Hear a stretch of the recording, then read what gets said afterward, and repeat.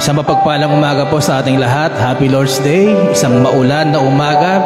Gayun pa man, tayo po ay nagpapasalamat sa Panginoon at binalik niya po tayo sa ating bahay sambahan. Ginising niya tayo ngayong umagang ito. Magandang umaga po, Pastor Sam, Ma'am Joyce, at pag-pray po natin ng Pastor Mike. Siya po ay kasalukuyan po gumibiyahe pabalik po ngayon, ano? Ay, hindi pa po.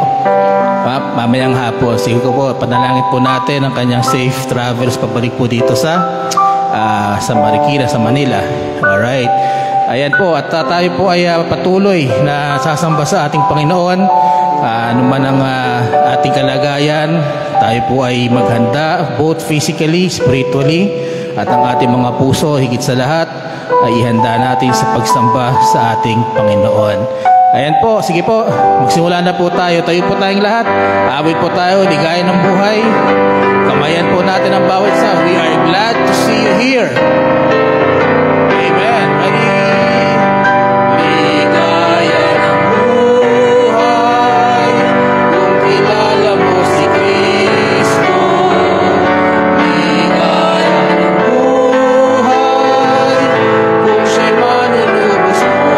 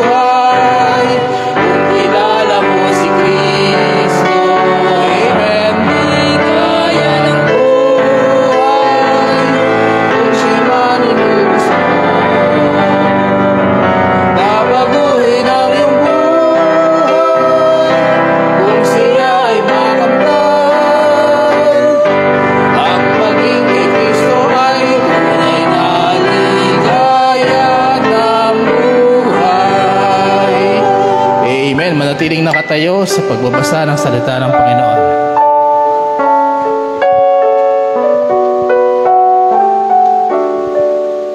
Scripture reading, Book of Psalm, chapter 27, verse 1 to 14. The Lord is my light and my salvation. Whom shall I fear? The Lord is the strength of my life. Of whom shall I be afraid? When the wicked, even mine enemies, and my foes came upon me to eat up my flesh, they stumbled and fell. Though a host should encamp against me, my heart shall not fear. the war should rise again me, and his will be confident. One thing have I desire, and the Lord that will I seek after, that I might dwell in the house of the Lord all the days of my life, to behold the beauty of the Lord, and to inquire in his temple. For in the time of the trouble he shall hide me, and his pavilion in the secret of his tabernacle shall he hide me. He shall set me up upon a rock, and now shall mine head be lifted up above mine enemies round about me. Therefore will I offer in his tabernacle sacrifice of joy. I will sing, yea, I will sing praise unto the Lord. Hear, O Lord, when I cry with my voice. Have mercy also upon me, and answer me when thou saidst, seek ye peace. My heart said unto thee, thy peace, Lord, will I seek. Hide not thy peace far from me. Put not thy servant away in anger. Thou hast been my help, leave me not, neither forsake me, O God of my salvation. When my father and my mother forsake me, then the Lord will take me up. Teach me thy way, O Lord, and lead me in a plain path because of mine enemies. Deliver me not over unto will of mine enemies, for false witnesses are risen up against me, and sucks as breath out purity. I had fainted unless I had believed to see the goodness of the Lord in the land of the living. Wait on the Lord, be of good courage, and he shall strengthen thine heart. Wait, I say unto the Lord. Okay, pagpalain po tayo sa pagkabasa sa salita ng Panginoon.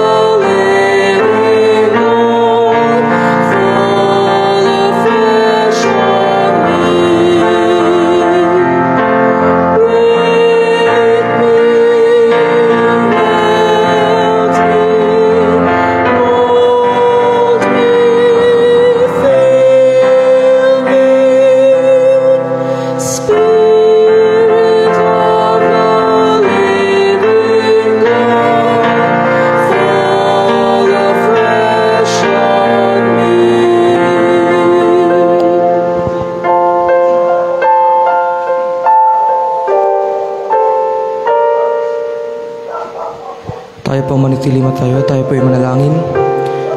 Panginoon, dakila at mahaparin sa lahat, maraming salamat po, Panginoon, sa araw na ito. Maraming salamat po, Panginoon, na iningatan niyo po kami, Panginoon, na pumunta, Panginoon, sa church, Panginoon, para po sumamba sa inyo. Maraming salamat po, Panginoon, na tinipon niyo po kami, Panginoon. Maraming salamat din po, Panginoon, sa programang magaganap. Kayo po, Panginoon, humawak, Panginoon, sa mga tatayo sa pulpito na ito, Panginoon. Pagpalain niyo po kami, Panginoon, at bigyan niyo rin po, Panginoon, ng katalinuhan ang magtuturo sa amin, Panginoon, ng tungkol sa inyong mga salita, Panginoon. Ingatan niyo po kami, Panginoon, sa buong maghapon sa programa po magaganap. At ingatan niyo rin po, Panginoon, ang mapaparating pa po, Panginoon, ng mga tao. Sa pangalan ni Jesus.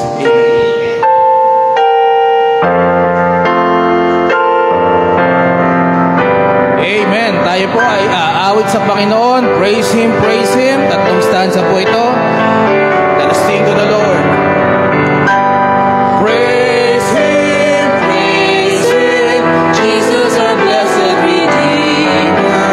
Sing, O earth, His wonderful love proclaim. Amen. Yes, our angels in glory, strength and honor, give to His holy name.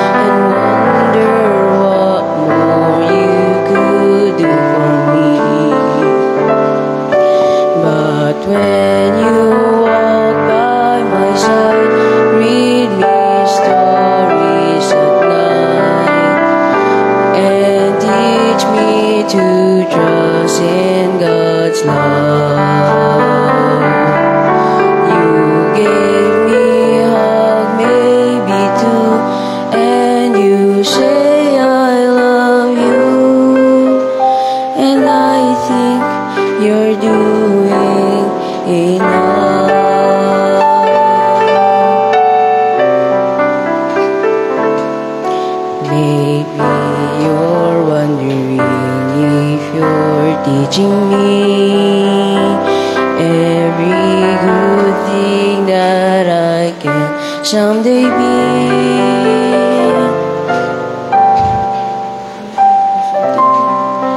Oh, faith and of love and love and strength.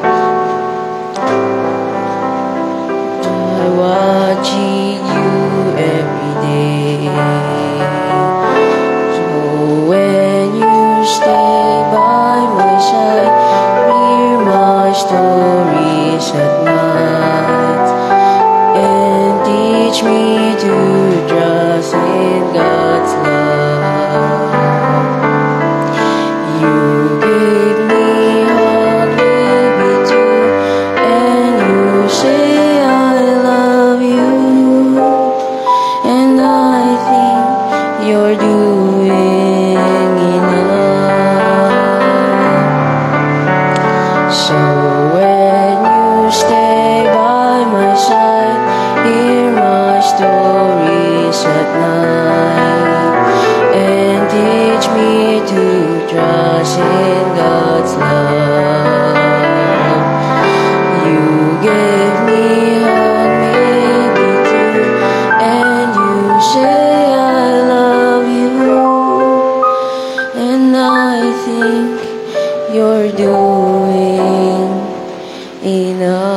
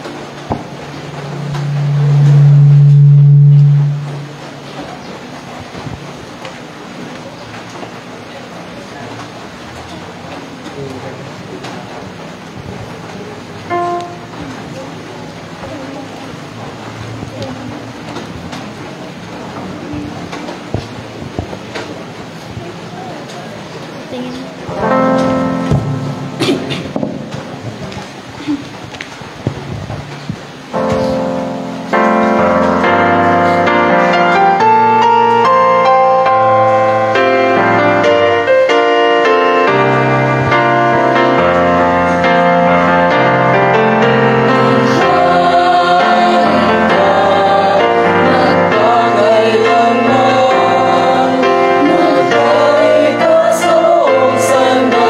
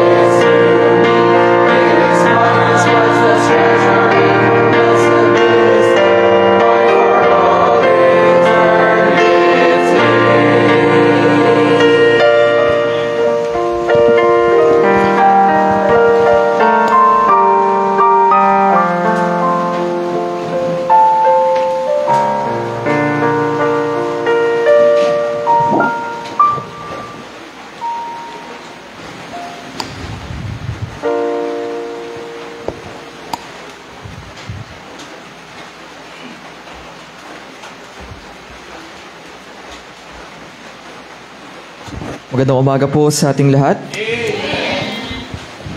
Maraming salamat po sa presensya ng bawat isa. Bagamat umuulan po ngayong umagang ito, ay kayo po ay naririto. Meron po ba mga nabasa sa inyo? Ayun, picture lesson nabasa. Ako po, nabasa yung pantalon ko kanina kasi mali ako eh. Hindi po umuulan sa Marikina, tapos pagdating po dito sa may bandang Arms Corps, biglang bumuhos yung malakas na ulan. But anyways, maraming salamat po sa Panginoon na siya po ay binigyan na tayo ng panibagong buhay, panibagong kahingahan na kung saan ating pong papatunayan na great is thy faithfulness. And without further ado, ako po ay nagpapasalamat sa ating pastor. Patuloy po natin silang panalangin kasama po ang aking kapatid, si Sister Milkas, Pastor Mike, at si Pastor Jerry La Rosa, na kanila pong kasama sa Abra. Yan po ay sa bandang norte. Okay, kung kayo po ay nakarating na sa Vigan, sa Lawag, sa Pagudpod, yan po yung side ng norte. Kaya patuloy po natin ipanalangin na bawat isa.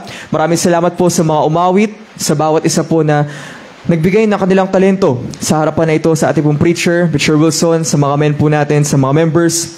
Maraming salamat po. Tayo pong lahat ay tumayo at buksan po natin ang ating mga Biblia.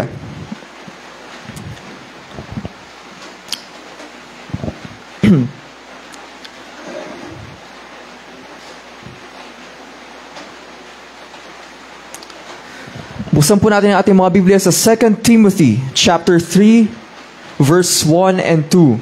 2 Timothy chapter 3 verse 1 and 2. Pag nahanap niyo na po, sabihin niyo po ay Amen. Amen. Amen, sabi ni JJ. Alright? So basahin po natin 2 Timothy chapter 3 verse 1 and 2. Yung mga wala pong Bibles, pwede po kayong tumingin sa ating screen. Sabay-sabay po nating basahin. Ready? Read. This know also that in the last days perilous times shall come.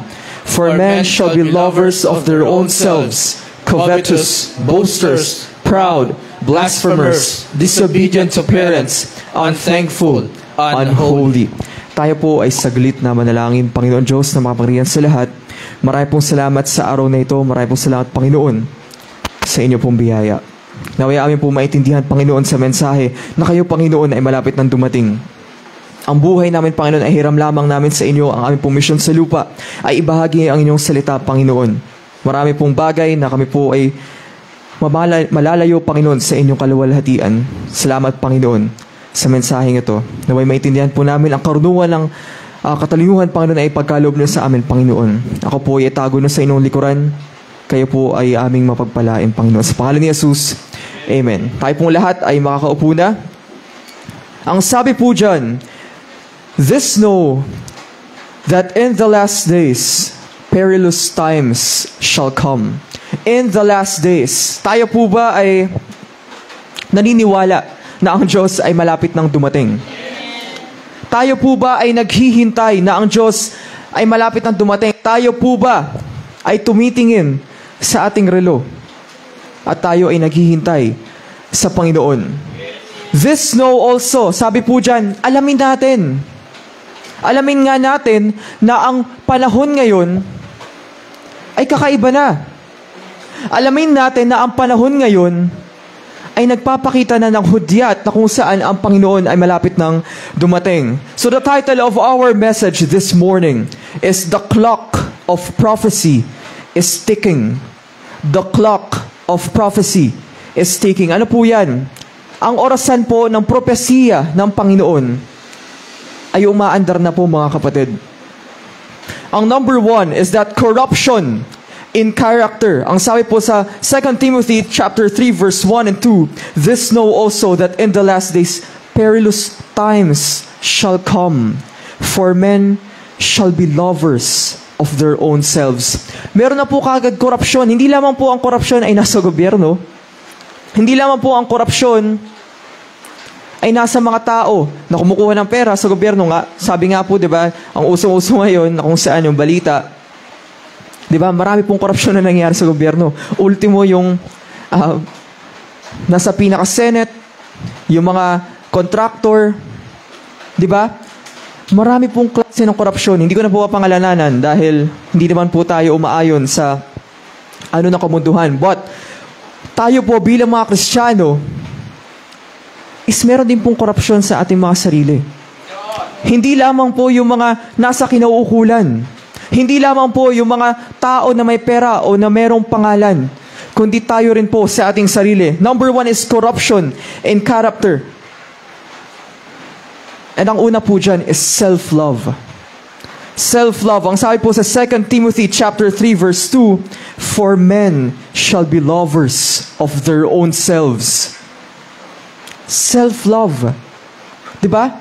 Mahal na mahal natin yung sarili natin. Ang sabi po dyan, ang Philippines po ang number 1 na gumagamit ng social media araw-araw. Estimated po, isipin nyo, 3 hours and 43 minutes per day. Yan po ay galing sa statistics. 3 hours and 43 minutes minimum. Yan po ay minimum lang Iba, umaabot na 5 oras, 6 na oras, maximum siguro, buong araw, kung kaya ng mata nyo. So, 3 hours and 43 minutes. At ang isa po sa ginagamit, ano nga po yung ginagamit ngayon na social media, number 1 sa buong mundo. Alam niyo po ba kung ano? TikTok. 50.5 billion Filipino users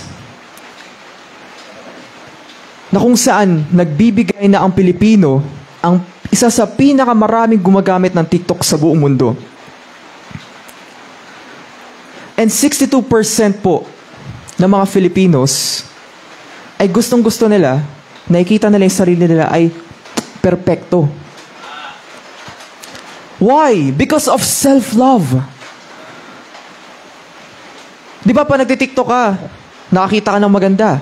Ikaw bilang babae, bilang lalaki, nakakita ka ng pogi. Anong gugustuhin mo? Meron na mga skincare ngayon. Yung pormahan ngayon, magaganda na. I can't deny, maganda po talaga ang mga porma ngayon kaysa dati. Dahil po lahat ng mga tao, dahil sa TikTok, ay nag-upgrade na kanilang lifestyle, na kanilang appearance, na kahit walang pera, meron na alam niyo po ba yung TikTok Pay Later? Yung pangungutang ka. At meron yun, mga minimum, sabihin natin, una ka lang, 3,000 minimum mo. Para siyang credit card, pero sa TikTok. Yung mga bagay na hindi mo kailangan, tulad ng kung ano-ano. Di ba? Yung mga nakasabit sa belt, yung mga ilaw na makinang sa loob ng kwarto. Di ba? May mga bagay na hindi po natin kailangan, pero dahil sa TikTok, ano ba yan? Shopee man yan, Lalamove man yan, ay Lalamove, Lazada, is binibili natin. Di ba ang tawag nila doon? Budol. Sana mabudol namin kayo, yung mga nagla-live sa TikTok. Everything is because of self-love. For men shall be lovers of themselves. At mismong, si Jesucristo po, ay nag-warn na sa atin, ang sabi niya, that the next generation, isa po sa signs na kung saan magtatapos ang mundo, o malapit na, ang pagdating ni Jesus, ay ang tao ay mas mahal niya na ang sarili niya kaysa sa Panginoon. And that is self-love. Ano po ang sunod? Self-love and sinful living. Self-love and sinful living. Kung pupunta po tayo sa Isaiah chapter 5 verse 20. Isaiah chapter 5 verse 20.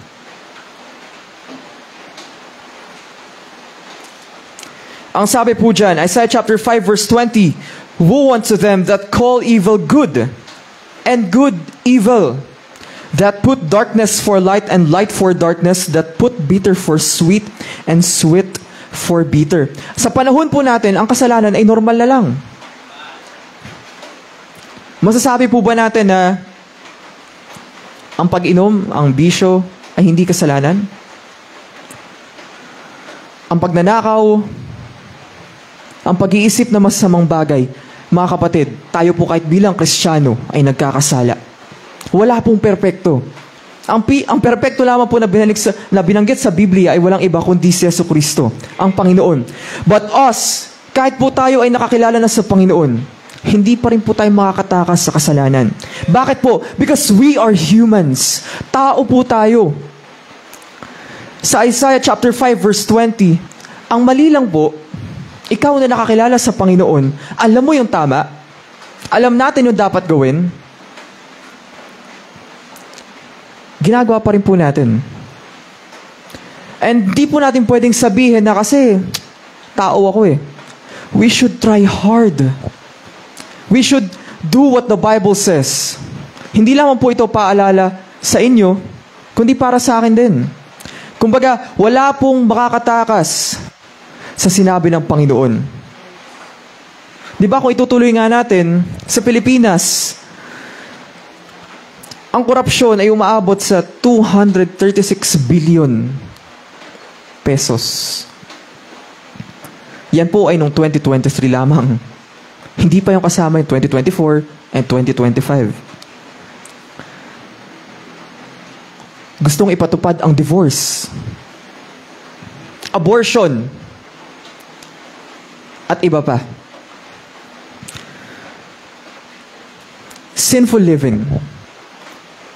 Ang mga tao po, habang papatagal ang ating kamunduhan, ang earth na sinasabi, ang ating planeta, di ba, wala pong bagay na habang tumatagal ay gumaganda. Di ba? Lahat po ng bagay habang tumatagal ay sira. Gumamit ka ng cellphone, kahit iPhone 17 Pro Max pa yan, fully paid. Lumipas ang 2 years, masira din. Kahit gaano pa kaganda ang isang bagay, kahit sabi mo, sobrang ganda mo ngayon, pagdating ng mga 60, 70 ka na, kukulubot ka rin, di ba? Kahit sabi mo, flawless ka, pagdating ng katandaan mo, ay kukulubot ka rin. At bakit po? Ano po ang sabi sa Biblia? For the wages of sin is death. Dahil po sa kasalanan. At yan po ay sabi nga sa Isaiah, no woe unto them that call evil good and good evil. Di ba totoo po yun na mayroong mga pumapatay na hindi makatulog sa gabi, na hindi sila nakakapatay? Totoo po yun. Kumbaga, yung pagpatay nila is parang yun yung buhay nila. Meron pong ganong mga storya. Kung babalikan po natin ang history, kung kalala niyo po si Adolf Hitler, milyong-milyong Kristiyano o Jews ang kanyang pinatay. No, World War III, World War III, wala pa pala, World War II, milyong-milyong mga sundalo, inosenteng buhay ang namatay.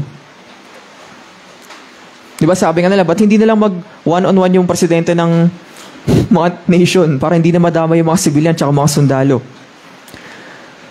Pero may kita po natin, it is a sinful living. At hindi lamang po nasa labas ang laban. Hindi lamang po yan self-love. Hindi lamang po sinful living. At meron din pong spiritual lukewarmness. Pag sinabi pong lukewarmness, sala sa init, sala sa lamig. Kumbaga, ikaw bilang Kristiyano, minsan wala ka, minsan nandyan ka sa simbahan. Minsan, hindi ka nananalangin. Minsan, nananalangin ka. Ang sabi po sa Matthew chapter 24, verse 12. Isa pong napakagandang verse. Matthew chapter 24, verse 12. And because iniquity shall abound.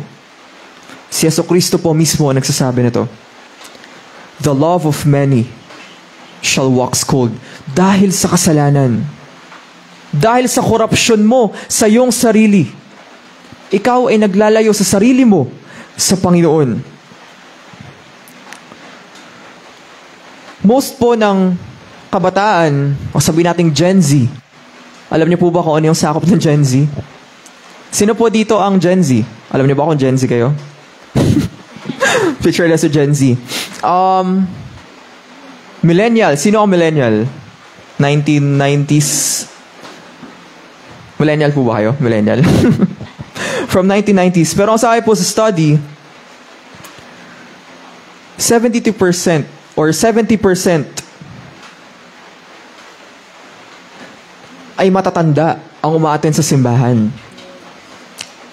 Sa buong mundo, 70%. Pero hindi yun specifically Kristiyano. Yan ay halo-halo. Merong Buddhism, may Catholic, may lahat ng religion na meron. 70%, puro lang matatanda. And the remaining is mga kabataan. Which is Gen Z, sabi natin Millennial, Generation Alpha, Generation X. Yan, sila, yan, si Shem. Yan, mga Generation Alpha. 70% or 30% ng katulad ni Shem, yun lang ang umaattend sa simbahan. At yun nga po ay dahil sa kasalanan.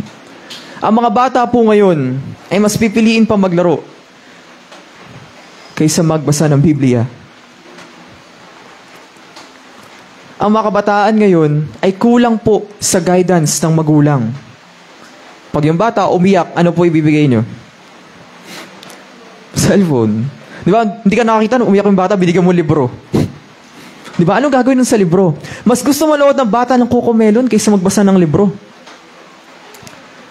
It's because 30%, at habang tumatagal po, yung percentage na yun, 70% ng matatanda, 30% ng mga bata, baka by 2030, baka 80-20 na lang po yun. 80% ng matatanda, 20% ng mga bata.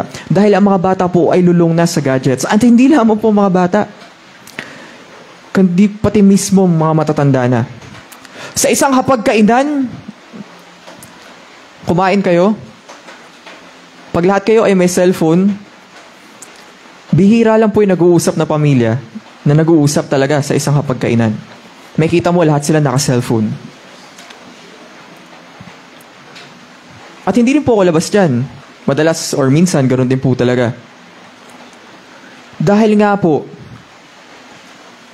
sa spiritual lukewarmness. Madalas po, bilang mga Kristiyano, tayo ay nakakalimot na kung saan, ano nga po ba yung totoong mission natin dito sa lupa? Tayo po ay nakakalimot na niligtas tayo ng Panginoon. At ang gusto pa rin natin ay kasalanan. So, corruption in character. And what is number 2? Chaos in creation. Chaos in creation. The clock of prophecy is ticking. Ang sabi po sa Matthew chapter 24 verse 7, for nation shall rise against nation, and there shall be famines and pestilences and earthquakes in diverse places. Number 1 is storms and shaking. Ang sabi po sa Matthew chapter 24 verse 7, ang isa sa senyales na malapit na ang pagdating ng Panginoon is that, naniniwala po ba kayo na ang bagyo ngayon ay kakaiba na? Habagat lang, nagdudulot na ng baha. Dati ang habagat, mahina lang eh. Kung meron mang malalakas na bagyo, ay sobrang bihira. Ngayon, sa isang taon, madalas ay bumabaha na. At alam niyo po ba na ang Pilipinas, habang, kung sabihin natin, tumagal ang mundo ng mga 100 years or more, ang Pilipinas po ay lumulubog na lumulubog. Hindi po sa pera, literally. Ang lupa po ng Pilipinas ay nasa dagat. At ang dagat po, habang tumatagal, ay mas umaangat. Kaya nga po, ang Pilipinas, habang tumatagal, ay pwedeng lumubog. And great earthquakes shall be in diverse places. Ngayon po, alam niyo po ba yung FIVOX? Yung nagbabalita about sa earthquakes o sa mga lindol.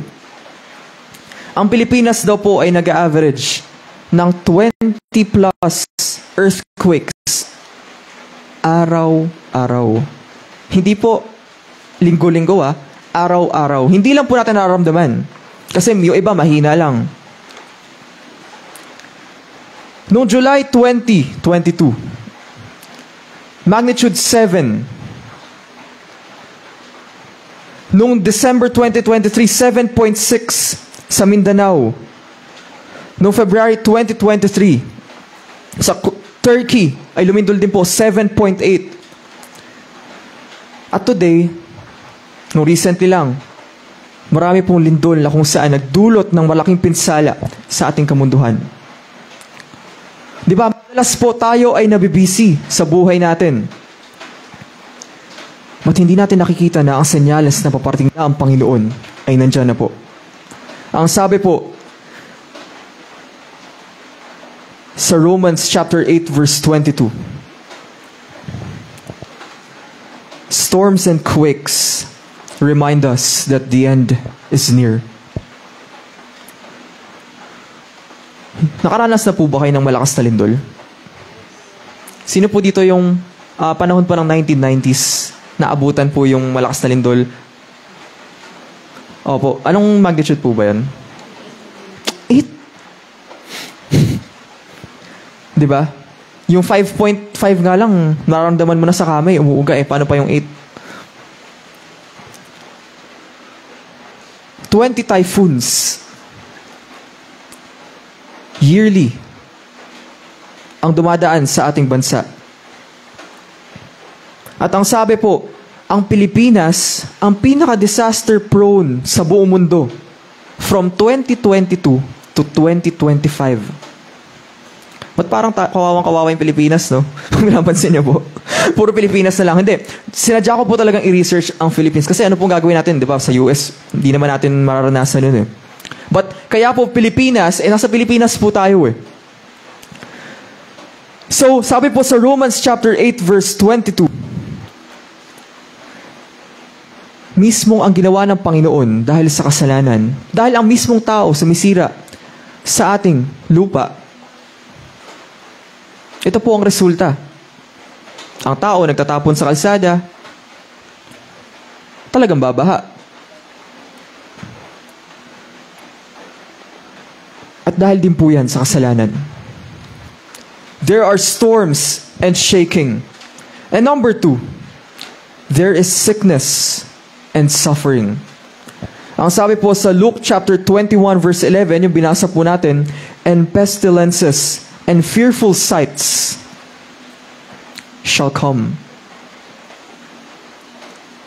Mga nagtataka po kayo, iniisa-isa ko lahat. Iniisa-isa ko po talaga para maramdaman po natin yung bigat na malapit na dumating ang Panginoon. COVID-19. Sino po dito nagka-COVID? Ako po, nagka-COVID po kami na family, nung COVID-19. 66,000 na mga Pilipino ang namatay dahil sa COVID. At 6.9 million sa buong mundo ang nagkaroon ng COVID. Ang dengue po, until now, hindi lang binabalita, pero marami pa rin pong case ng dengue hanggang ngayon. At meron pong Ebola. Alam niyo po ba yung Ebola? Na sakit? Na meron po sa Africa. At marami po pong nadidiscovering bagong sakit na natutulog lamang sa yelo. Sa Antarctica nga po, according sa research, marami pong mikrobyo o mga viruses ang nakatago lamang sa yelo. So sa tingin nyo, hindi po ba talagang malapit na dumating ang Panginoon dahil sa mga senyales na ito? And pestilences and fearful sights shall come. Hindi lamang po storms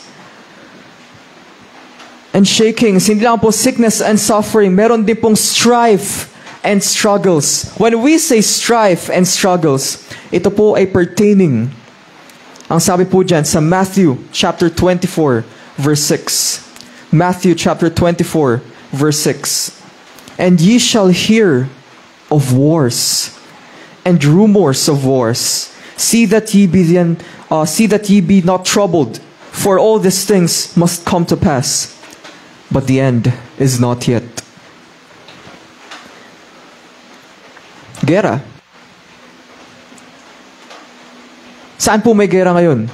Ang di natatapos, of course, sa bandang Ukraine. Noong panahon nung 2025 or 2024. Yung Israel, sa Palestine, sa Mindanao, marami pong mga hindi nababalita. Alam niyo po ba, nung kami po ay nag-aaral, ako po kasi ang course ko nga po is broadcasting, kami po ay nag-aaral lang sobrang masisinang research para po sa aming school. Sa Mindanao po, marami pong gera. Totoo po yun. Pero hindi po nilalabas. Marami po namamatay sa Mindanao. Pero hindi po nilalabas yung balita sapagkat ayaw po ng gobyerno na malaman ng mga taong bayan na hindi kayang kontrolin ang gera. Totoo po yan. Kahit sa buong mundo, sinasabi ng USA or ng China, o balik tayo sa USA, na sila ang number 1 na pinakamalakas na merong tactical against or for war. Pero hindi niyo po alam na ang China na po ang number 1. Population, armas, lahat po. Kaya nga po pag gusto ng China na ng Pilipinas, wala na po tayo ngayon eh. Amen. Mismong, di ba yung mga Coast Guard nga lang binubuli ng China? At yung mga Coast Guard, hindi pumapalag. Kasi pag pumalag kayo, goodbye na lang. Diba? Isang nuclear lang tayo. At naniniwala po ba kayo na there are rumors of wars? Ang sabi po, yung United Nations, galawin mo lang ng bansa itong bansang to, World War III agad. Marami pong panahon sa buhay natin na tayo ay, sabihin natin, nag-aaral tayo mabuti. Diba? Iniisip natin yung buhay natin. Kasi ang buhay nga natin ay individual. May buhay si Preacher Wilson, may buhay si Sister Carlota, may buhay si Sister Venus. Lahat po kayo ay may kanya-kanyang buhay. But when we think about our surroundings, our society, hindi po natin kakayanin na isipin lahat. But thanks be to God, bilang mga Kristiyano, naaalam po natin ang mga bagay na to. Because we should know. Dapat po nating malaman. Dahil kapag hindi po natin malaman, anong urge ang gagawin natin? Diba? Magre-relax lang tayo eh. Kaya nga po ang Panginoon ay nagbigay ng challenges sa buhay natin, diba? Mahirap na nga ako eh. Puro pa ako problema. Kahit po ang mayaman may problema. Mayaman yan, pero ang problema na nasa pag-ibig. Broken family kadalasan. Diba? Kung ang buhay natin ay sobrang easy lang. Kung ang buhay natin ay ganun lang, napakadali. Bakit pa tayo magtitiwala sa Panginoon? Bakit pa natin gustong hihintayin ang pagbabalik niya? Bilang mga Kristiyano, bakit? Bakit ang hirap ng buhay? Kasi kailangan po natin magtiwala sa Panginoon. Strives and struggles. We should know these kinds of chaos sa creation ng Panginoon. Dahil mismong sa propesiya ng Panginoon ay talaga mangyayari po ito. So, number 1 is corruption in character. Number 2 is chaos in creation. And what is number 3? Change in communication. Change in communication. Ang sabi po sa Daniel chapter 12 verse 4, even to the time of the end, many shall run to and fro, and knowledge shall be increased. Bakit nga po ba? Change in communication. Diba? Sobrang biglang parang nag-iba. Hindi po nag-iba. Ang sabi po dyan, even to the time of the end. Pagdating sa signs of the time, sabi na sa Daniel, ang mga tao ay mas magiging matalino. Maraming bagay na ang tao ay mas malalaman niya na. May mga misteryong hindi nalulutas, pero nalutas na ngayon.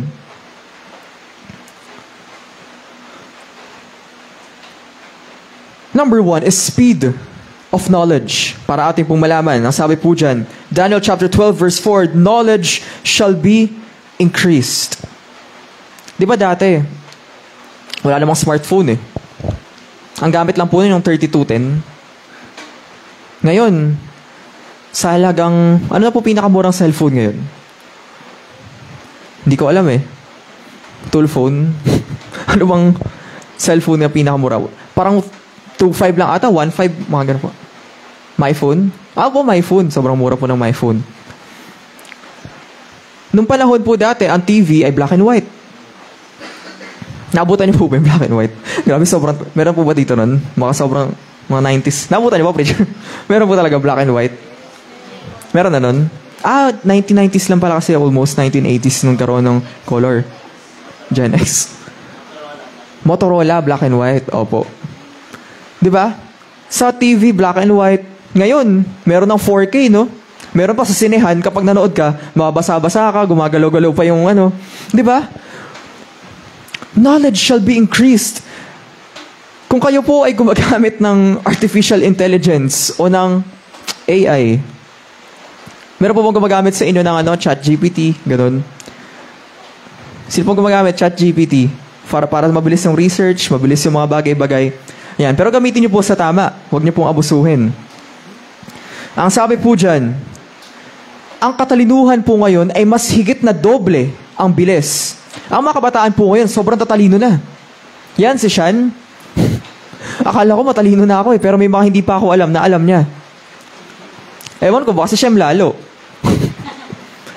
At sa panahon ni JJ, baka mas matalino na sila. Dahil ang tao nga po ay nag-e-evolve.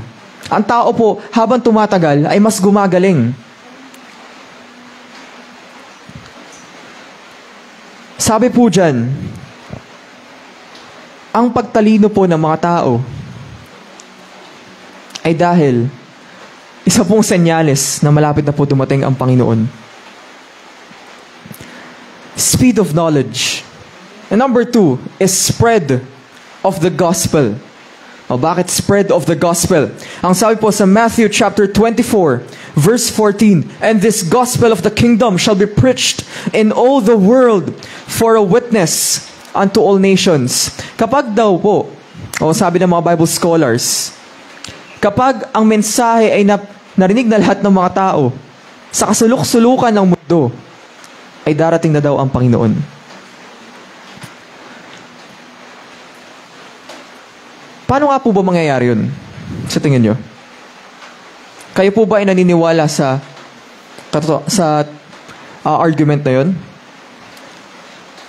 Bible apps. Sa mga phone nyo, malamang may mga Bible apps po kayo dyan. Live stream services. Di ba kung hindi po nag-pandemic, konti lang po yung live stream ngayon eh. Doon po namin na-discover sila Preacher Lester, di ba? Sa tulong nila. Nagkaroon po tayo ng live stream. Meron pong sa tulong nila, di ba? Sa katalinuhan. Discover talaga, parang manager lang eh. No? Sila Preacher Lester po ay, ano pong course na preacher? Computer engineering, di ba? Computer engineering. Mahirap po yung course na yan. Di ba? Computer engineering. At dahil po sa katalinuhan nila Ma'am Sheila, same po kay ni Ma'am Sheila po, di ba? Ng course. Ayan, si Ma'am Sheila, sobrang galing sa Canva. Nagagamit sa ministry. Meron pa ba ditong gusto ng ganun? About sa computer? Parang walang nagtutuloy sa inyo ng ganun dito. About sa computer. Si Sean? Puro Roblox din. Pero kidding aside, live stream services, Christian podcasts sa Spotify, sa radyo, marami na pong nagbabahagi ng salita ng Panginoon. At YouTube sermons reached millions daily. Lahat po yan, nung nakikita nyo live stream services, Bible apps, Christian podcasts, YouTube sermons, araw-araw ay nakaka-reach po ng milyon-milyong na tao. Araw-araw. Diba? Milyon-milyon na tao araw-araw. At ang sabi, for the first time in history, kayang-kaya na po abutin ng salita ng Panginoon ang lahat ng tao. Siguro ang hindi lang kayang abutin ay yung mga nasa isla. Kaya nga po, bihira yung mga missionary. Dahil yung iba pong missionary sa isla ay pinapatay. Alam niyo po ba yung kwento ng isang Kristiyano na pumunta sa Sentinel Island? At pagdating niya, hinagisan siya ng spear. Alam niyo ba yung spear? Ano bang Tagalog ng spear? Salabat. Sibat. Salabat. Sorry, mahina tayo sa Tagalog eh. Salabat tuloy. Drinks pala po yan, no? Mali. Sibat. Okay, sibat. But, even though ganun, even though ikaw ay mamamatay para sa kaluwalhatian ng Panginoon, sa tingin mo kung ikaw, gagawin mo ba yun? Pupunta ka sa isla na hindi mo kilala yung mga tao? At mamamatay ka. Spread of the gospel. Yan po ang isa sa mga senyales na kung saan umaabot na ang gospel sa buong mundo. Marami na pong missionaries ngayon ng bawat churches ang napapadala kung saan-saan. Ang MIBC, ang LWBC, ang VFBC, ang mga ibang churches ng MIBFC, hindi lang po mga ibang Baptist churches. Alam niyo po yung ABC, na isa pong organization nagpapadala ng missionaries, nagsosupport ng missionaries. Kaya nga po, hindi lingid sa ating kaalaman na marami na po nakakarinig ng salita ng Panginoon. Ang di lang po natin alam kung tinatanggap nila ang mensahe ng Diyos. But ang sabi ng Biblia, "And this gospel of the kingdom shall be preached in all the world." Speed of knowledge, spread of the gospel, and systems of control. Ang sabi po sa Revelation chapter 13 verse 17. Revelation chapter 13 verse 17. Malapit na po tayo matapos.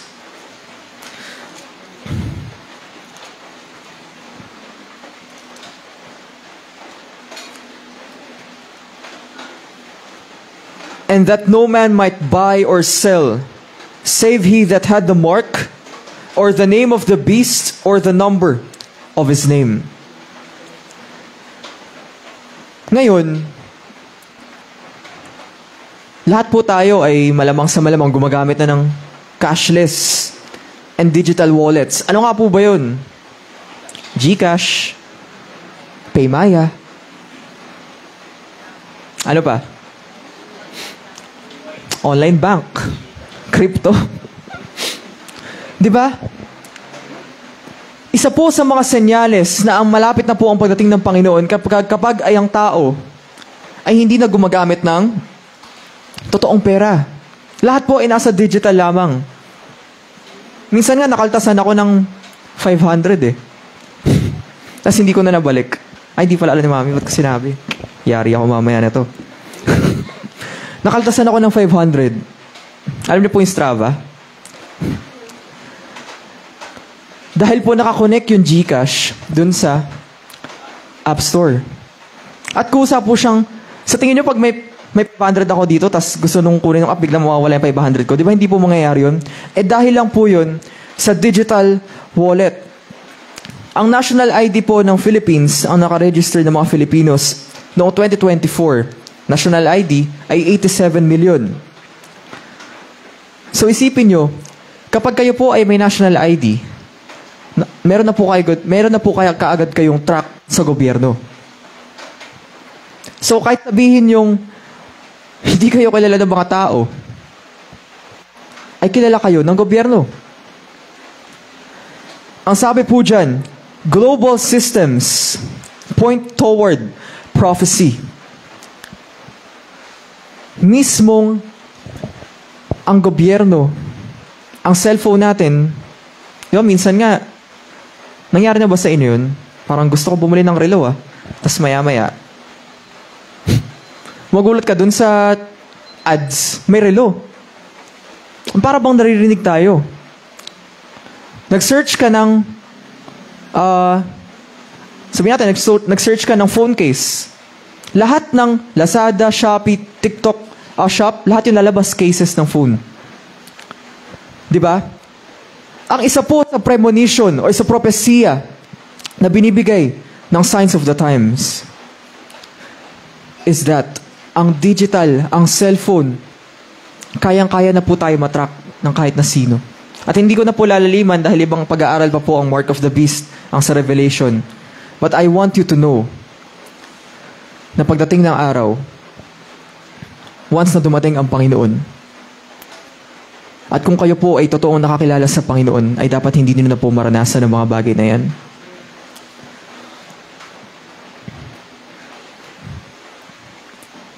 Ang propesiya po ay umaandar. Ang oras ng propesiya ay patuloy na umaandar. Magbilang ka ng ilang oras, ilang minuto, naugulat na lamang po tayo, napakabilis ng panahon. Pasko kahapon, kinabukasan, Pasko na naman. Napakabilis po na panahon. Natulog ka lang, sumisilip na naman si Jose Marichan. Sa sobrang bilis po ng panahon, nakakalimutan po natin na malapit nang dumating ang Panginoon. Tayo ay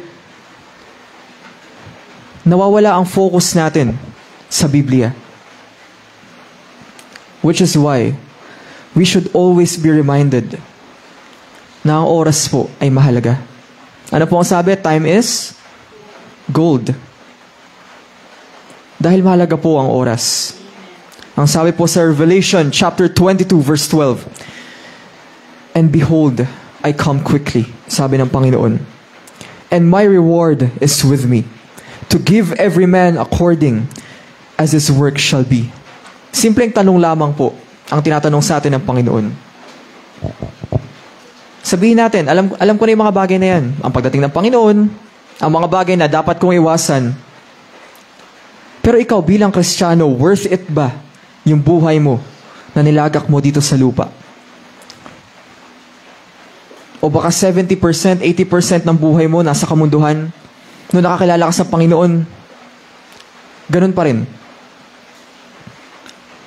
Once you are saved, there should always be a change. Meron po dapat pagbabago sa ating buhay. Kung ikaw ay umiinom dati, ngayon dapat konti na lang. Na-joke lang. Dapat wala na. Kung ikaw ay may bisyo dati, dapat wala na. Kung ikaw ay nagsusugal, baka may nagsiscatter pa sa inyo. Ang buhay po natin dati, nung hindi pa po tayo nakakilala sa Panginoon, ay papariwara.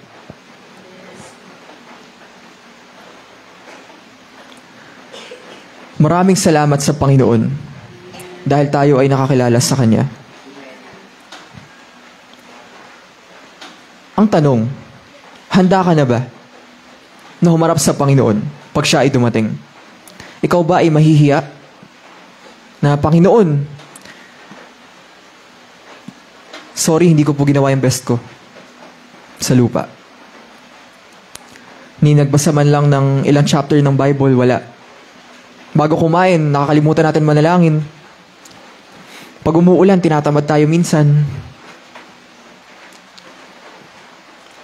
We should always be reminded po, mga minamahal, mga kapwa ko po Kristiyano, mga kasabay ko pong lumaki dito sa Silangan, na ang buhay po natin sa lupa ay dapat lagi nakatingin sa Panginoon. Kahit merong senyales ng pagdating ng Panginoon o wala, ang focus natin ay dapat nasa Diyos. Ang buhay po natin ay hiram lamang. Kung wala ang Panginoon, wala din po tayo. Tayo po ay manalangin. Panginoon, marami pong salamat, Panginoon, sa inyong mensahe. Maraming salamat sa inyo pong buhay na ibinigay niyo po sa amin. There are signs. There are too many signs, Panginoon, na kayo po ay dumarating. Pero para bang wala po kaming pakialam. Para pong hindi namin alam ang ginagawa namin bilang mga Kristiyano. Na para bang hindi kami nakakilala sa inyo, Panginoon. Madalas, pinipili namin yung gusto ng laman, yung gusto ng aming mga sarili, kaysa po sa inyong layunin, Panginoon. Tayo pong lahat ay tumayo at ating pong basahin ang ating mga sarili. Tama nga po ba ang ginagawa ko dito sa lupa? Tama nga ba na ang focus ko ay ang aking sarili? Maraming senyales, maraming pagsubok, pero ang layunin ng Diyos ay para sa atin lamang. Sa mga gusto pong lumapit, maaari na po kayo lumapit sa ating altar. Ating pong ipanalangin ang ating bansa. Ipanalangin po natin ang ating mundo, ang inyo po mga sarili. Marami po ang makakilala sa Panginoon. Hindi na po natin maiiwasan ang propesiya na binigay ng Panginoon. Pero ang maiiwasan po natin ay ang kasalanan. Kaya po nating maiwasan ang mga bagay na hindi natin lingid sa kaalaman ng ating mga sarili sa tulong ng Panginoon. Most of the time, mga kapatid, magiging totoo po tayo sa ating mga sarili. Tayo po ay nasa sidetrack na kamunduhan. Ako po, hindi ako labas sa sitwasyon na yan. Lahat po tayo. Mas pipiliin natin kumita ng pera na kahit madalas kapalit ay ang Panginoon. Konting pagsubok, konting sakit, sumusuko na tayo. Hindi ka magtugumpay sa iyong kagustuhan, sinisisi mo na agad ang Panginoon. Let us reflect on ourselves, members.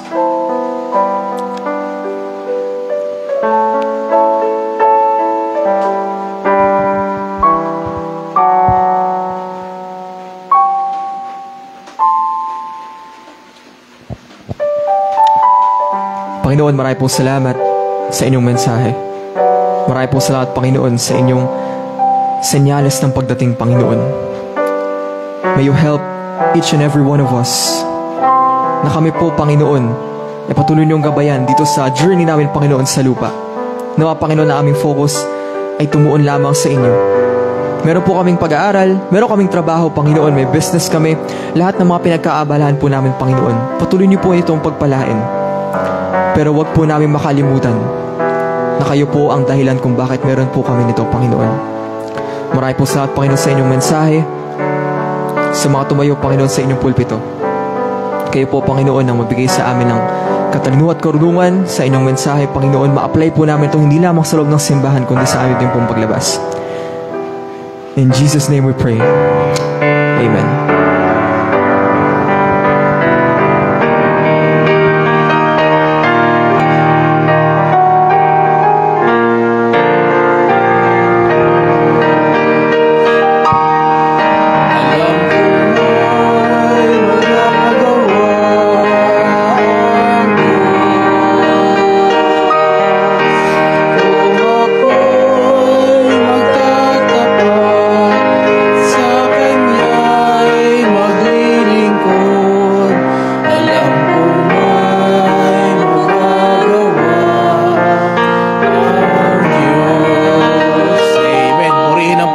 sa kanyang mensahe, sa ginamit niyang mensahero.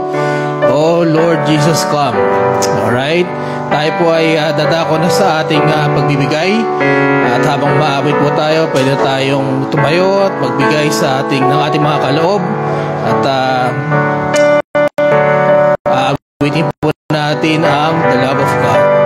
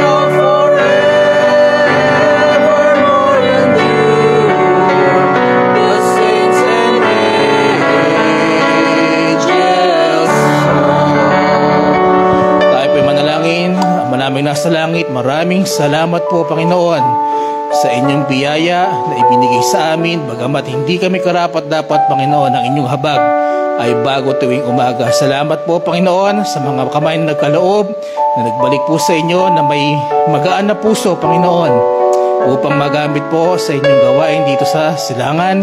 Salamat, Panginoon, at patuloy niyong pagpalain ang mga trabaho, ang mga businesses ng bawat isa, O Lord, na ang aming purpose, Panginoon, ay hindi lamang makapag-provide sa aming mga pamilya, kundi makatulong din po, makapagtapat, makatulong sa gawain at makapagtapat po sa inyo. Salamat po, Panginoon.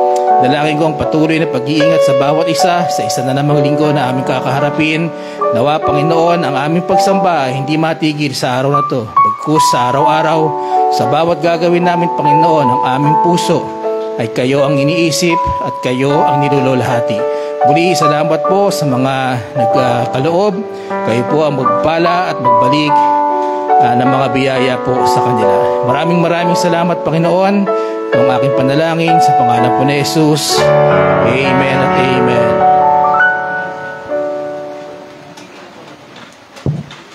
Alright, a few announcements lang po.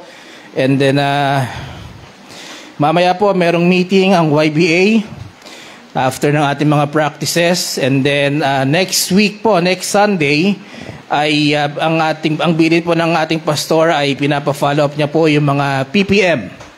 Ano yung PPM? Prayer Partner Ministry. So, kung meron na po kayong napili, ay i-message nyo sa pastor para maipag-pray po natin. Kung wala po kayong mapili, nakakalungkot naman. No. Kung hindi kayo makapag-decide, isipin nyo na lang. Halimbawa, ako young people, no? Sino dito ang makatulong sa akin spiritually? Yun, no? Siguro yun na lang isipin natin. Spiritually, makaka-influence sa akin na lumago sa Panginoon. Yung, kung wala pa kayo napipili. Huwag niyo tingnan yung tao, huwag niyo tingnan yung yung estado ng tao, huwag niyo tingnan yung tsura ng tao, no? Ang tingnan natin yung puso ng tao. Okay? Paki-follow up, paki-message lang po si pastor individually, no, upang ilan po ay mailista natin. At may meeting po tayo sa Pulpit Ministry sapagkat next week po ay magbabago tayo ng ating program flow sa ating worship service. Ano po? At maganda na makapaghanda rin po tayo.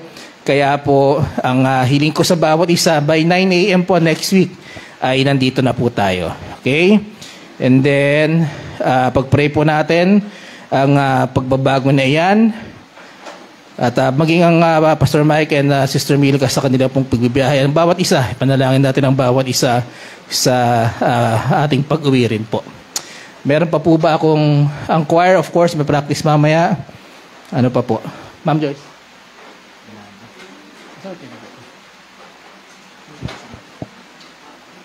Tawagin na po natin ang Pastor Sam for our ating closing. Tayo pong lahat ay tumayo.